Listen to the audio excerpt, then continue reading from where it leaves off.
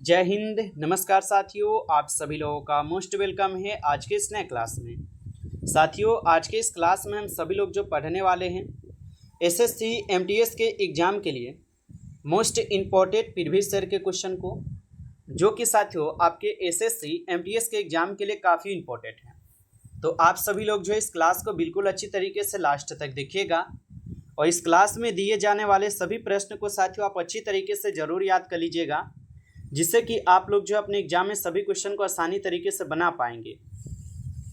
तो चलिए साथियों, क्लास को स्टार्ट करते हैं। उनसे पहले यदि आप इस चैनल पे पहली बार जुड़े हैं तो आप जो इस चैनल को सब्सक्राइब कर लीजिए और सब्सक्राइब करके साथियों आप ऑल नोटिफिकेशन को ज़रूर ऑल पे दबा लीजिए, ताकि जब भी क्लास स्टार्ट हो सबसे पहले क्लास का नोटिफिकेशन आपके पास पहुँच सके। तो आप जो इस चैनल को सब्सक्राइब कर लीजिए, साथ ही साथ साथियों आप जो इस क्लास को ज़्यादा से ज़्यादा लाइक ज़रूर कर लीजिएगा। तो चलिए फिर क्लास को स्टार्ट करते हैं और देखिए क्वेश्चन क्या है साथियों। क्वेश्चन दिया गया है साथियों कि शिव देवालय मंदिर जो है ना कहाँ स्थित है। साथियों ये सभी क्वेश्चन आपको बिल्कुल इम्पोर्टेंट और सिलेक्टेड क्वेश्चन करवा रहे हैं, जिससे कि आपके पेपर में साथियों यहाँ से 100% आपको क्वेश्चन भी देखने को मिलेंगे। बताइए साथियों कि वेयर इज़ द शिव देवालय, यहाँ पे क्या है तो टेम्पल लोकेटेड। तो शिव देवालय मंदिर कहाँ पर हो जाएंगे, तो साथियों याद रखिएगा श्रीलंका में हो जाएंगे। ऑप्शन डी लगाए हैं तो आपका सही जवाब है, याद रखिएगा। अगला प्रश्न है साथियों कि पल्लव वंश का संस्थापक कौन था। बताइए साथियों कि पल्लव वंश का संस्थापक कौन था। साथियों आपको हिंदी इंग्लिश दोनों मीडियम के क्वेश्चन हैं। जिन भी साथियों को अगर हिंदी न समझ में आए आप इंग्लिश को पढ़कर आंसर दीजिएगा। बताइए कि पल्लव वंश का संस्थापक जो है कौन था। तो याद रखिएगा पल्लव वंश का संस्थापक था साथियों आपके शिन विष्णु। ऑप्शन डी लगाए हैं तो आपका सही जवाब यहाँ पे शिन विष्णु है। अगला प्रश्न देखिए, क्वेश्चन है, प्रश्न क्या दिया गया है साथियों कि किस उपकरण का प्रयोग चित्रों का पर्दे पर प्रक्षेपण के लिए जो है ना किया जाता है। तो किस उपकरण का प्रयोग चित्रों का पर्दे पर प्रक्षेपण के लिए साथियों किया जाता है। तो याद रखिएगा इस क्वेश्चन का यहाँ पे आपका सही जवाब जो है एपीडिया स्कोप हो जाएंगे। ऑप्शन डी यहाँ पे आप सही जवाब कीजिएगा। चलिए अगला प्रश्न देखिएगा साथियों। क्वेश्चन दिया गया है कि वर्ग स्तनधारी से संबंधित उपवर्ग कौन सा नहीं है। तो वर्ग स्तनधारी से संबंधित उपवर्ग कौन सा नहीं है। तो साथियों याद रखिएगा यहाँ पे इस क्वेश्चन का आप सही जवाब क्या लगाएंगे, तो इनमें से सभी संबंधित हैं। ऑप्शन यहाँ पे आपका डी हो जाएंगे, इनमें से सभी, याद रखिएगा। अगला प्रश्न है कि किस आर्टिकल में सर्वोच्च न्यायालय द्वारा दिए गए निर्णयों या आदेशों की समीक्षा का उल्लेख जो है ना किया गया है। तो किस आर्टिकल में सर्वोच्च न्यायालय द्वारा दिए गए निर्णयों या आदेशों की समीक्षा का यहाँ पे उल्लेख किए गए हैं साथियों। तो याद रखिएगा अनुच्छेद 137। ऑप्शन सी इस क्वेश्चन का सही जवाब है, आर्टिकल 137 हो जाएंगे साथियों। आगे देखिए प्रश्न है आपका कि कवि गुरु किस व्यक्ति का प्रसिद्ध उपनाम है। बताइए साथियों कि कवि गुरु किस व्यक्ति का प्रसिद्ध उपनाम हो जाएंगे। तो याद रखिएगा साथियों रविंद्रनाथ टैगोर का उपनाम है। ऑप्शन सी इस क्वेश्चन का आपका सही जवाब है। आगे देखिए प्रश्न है आपका कि स्वप्न वासव दाता के रचनाकार कौन है। तो स्वप्न वासव दाता के रचनाकार कौन हो जाएंगे। तो स्वप्न वासव दाता के रचनाकार जो साथियों यहाँ पर आपके हो जाएंगे भास।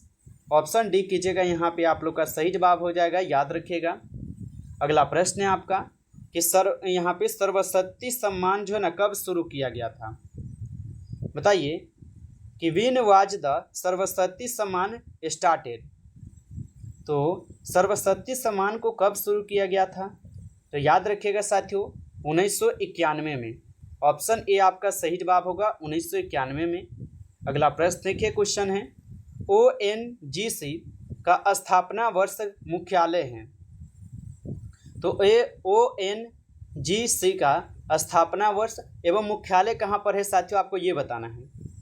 तो ONGC का जो स्थापना वर्ष है और मुख्यालय साथियों ये आपके 1965 में इनकी स्थापना होता है और ये देहरादून में है। तो ऑप्शन सी को आप यहाँ पे सही जवाब कीजिएगा। चलिए अगला प्रश्न देखिए साथियों। क्वेश्चन है कि आज़ाद भारत के प्रथम श्रम मंत्री कौन थे। साथियों ये सभी क्वेश्चन आपको काफ़ी इंपॉर्टेंट और VBI सेलेक्टेड क्वेश्चन हम आपको करवा रहे हैं, जिससे कि आपके पेपर में साथियों 100% ये सभी प्रश्न आपको देखने को भी मिलेंगे। अच्छे से आप इन प्रश्न को याद कीजिएगा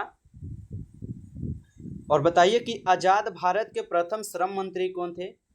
तो यहाँ पे आप इस क्वेश्चन का सही जवाब जो है ऑप्शन यहाँ पे डी कीजिएगा, बाबू जगजीवन राम हो जाएंगे। ऑप्शन डी इस क्वेश्चन का आपका सही जवाब है।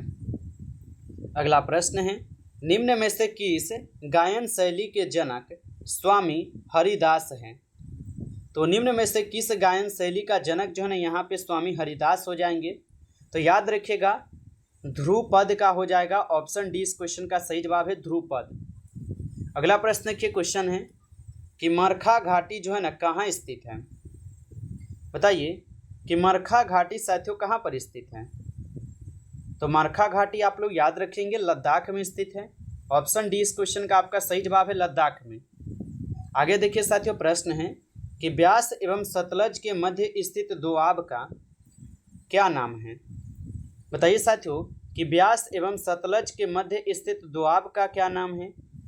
तो ब्यास एवं सतलज के मध्य स्थित दोआब का नाम है साथियों यहाँ पे बिस्त दोआब। ऑप्शन यहाँ पे आप लोग का क्या है, तो डी इस क्वेश्चन का सही जवाब है, बिस्त दोआब हो जाएंगे।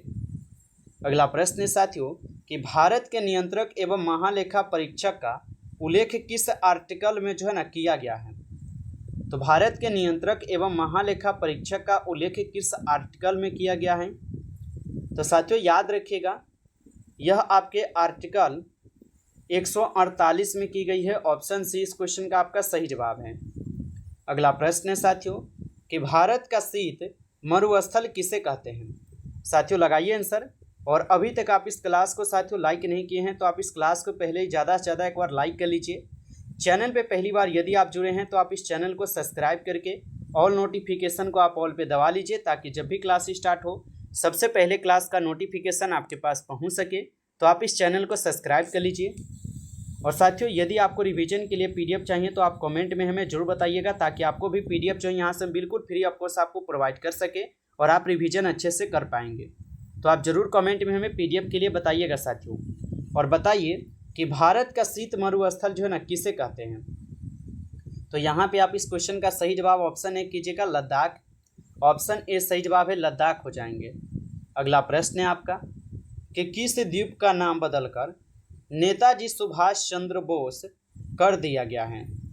बताइए साथियों कि किस द्वीप का नाम बदलकर नेताजी सुभाष चंद्र बोस जो है कर दिया गया है। तो याद रखिएगा रॉस द्वीप को। ऑप्शन ए सही जवाब है, रॉस द्वीप। ऑप्शन ए सही जवाब होगा।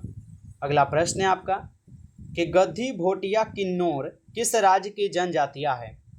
तो गद्दी भोटिया किन्नौर किस राज्य की जनजातियां हो जाएंगे। तो साथियों इस क्वेश्चन का यहाँ पे आप सही जवाब ऑप्शन यहाँ पे डी कीजिएगा, हिमाचल प्रदेश की है। ऑप्शन डी इस क्वेश्चन का आपका सही जवाब है।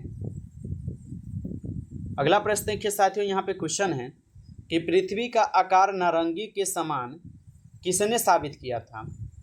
बताइए साथियों कि पृथ्वी का आकार जो ये नारंगी के समान किसने साबित किया था। तो साथियों इस क्वेश्चन का यहाँ पे आप लोग सही जवाब जो है ऑप्शन डी कीजिएगा, न्यूटन ने किया था। ऑप्शन डी आपका सही जवाब है, न्यूटन। आगे देखिए साथियों प्रश्न है कि पिटली द्वीप जो है ना कहाँ स्थित है। बताइए साथियों कि पिटली द्वीप जो है कहाँ पर स्थित है। तो पिटली द्वीप जो है साथियों ये आपके लक्षद्वीप में स्थित है। ऑप्शन ए कीजिएगा, सही जवाब लक्षद्वीप में है। अगला प्रश्न है आपका कि बॉक्साइट का उत्पादन किस राज्य में सर्वाधिक होता है। बताइए साथियों कि बॉक्साइट का उत्पादन किस राज्य में सर्वाधिक होता है। तो याद रखिएगा बॉक्साइट का उत्पादन जो है ओडिशा राज्य में सर्वाधिक होता है। ऑप्शन ए आपका सही जवाब है, ओडिशा राज्य में। आगे देखिए साथियों प्रश्न है कि गैस का दाब मापने में कौन सा यंत्र का प्रयोग यहाँ पे लेते हैं। तो गैस का दाब मापने में कौन सा यंत्र प्रयोग में लेते हैं। तो साथियों यहाँ पे आप इस क्वेश्चन का सही जवाब जो है ऑप्शन ए कीजिएगा, मैनोमीटर का प्रयोग हम लेते हैं। ऑप्शन ए यहाँ पे सही जवाब है। अगला प्रश्न है कि आपका क्वेश्चन है कि क्रेस्कोग्राफ की खोज किस वैज्ञानिक ने की थी।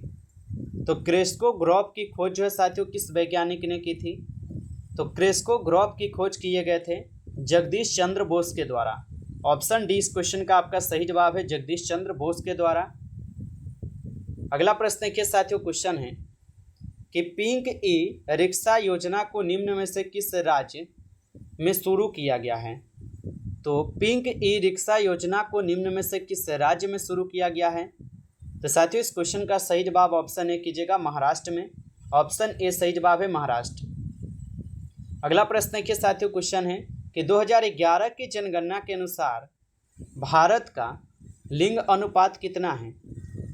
तो 2011 की जनगणना के अनुसार भारत का लिंग अनुपात साथियों कितना होगा। तो 2011 की जनगणना के अनुसार भारत का लिंग अनुपात हो जाएंगे प्रति 1000 पुरुषों पर 943 महिलाएं। ऑप्शन यहाँ पे आपका 20 क्वेश्चन का सही जवाब होगा, प्रति 1000 पुरुषों पर 943 महिलाएं हो जाएंगे, 2011 के अनुसार का डाटा है। अगला प्रश्न है कि विंबलडन किस खेल से संबंधित है साथियों। बताइए कि विंबलडन जो ये किस खेल से संबंधित है। तो विंबलडन हो जाएंगे आपके टेनिस खेल से संबंधित। ऑप्शन ए आपका सही जवाब है, टेनिस खेल से संबंधित है, आप लोग याद रखिएगा। नमस्कार साथियों, इस क्लास में जो है कुल आपके 25 क्वेश्चन थे जो कि काफ़ी इंपॉर्टेंट और सेलेक्टेड क्वेश्चन थे ये सभी क्वेश्चन। साथियों यदि आपको क्लास अच्छा लगा हो तो आप जो इस क्लास को ज़्यादा से ज़्यादा एक बार लाइक जरूर कर लीजिएगा। चैनल पे पहली बार यदि आप जुड़े हैं तो आप जो है इस चैनल को सब्सक्राइब करके ऑल नोटिफिकेशन को साथियों आप ऑल पे दबा लीजिए, ताकि जब भी क्लास स्टार्ट हो सबसे पहले क्लास का नोटिफिकेशन आपके पास पहुंच सके। तो साथियों चैनल पे पहली बार यदि आप जुड़े हैं तो आप इस चैनल को जरूर सब्सक्राइब कर लीजिए। साथ ही साथ यदि आप लोग को ये क्लास अच्छा लगा हो साथियों तो आप जरूर हमें कमेंट में बताइएगा कि क्लास आप लोग को कैसा लगा था। आप लोग कमेंट में हमें जरूर बताइएगा। अगर आपको पीडीएफ भी लेना होगा तो आप पीडीएफ हमें जरूर बताइएगा लिखकर, ताकि आपको भी पीडीएफ जो हम प्रोवाइड कर सके और आप अच्छे से क्लास के बाद उस पीडीएफ को पढ़कर रिवीजन भी कर पाएँ। तो आप जरूर हमें कमेंट में बताइएगा। चलिए फिर मिलते हैं आपसे एक नई टॉपिक के साथ नेक्स्ट क्लास में। तब तक के लिए जय हिंद, जय भारत।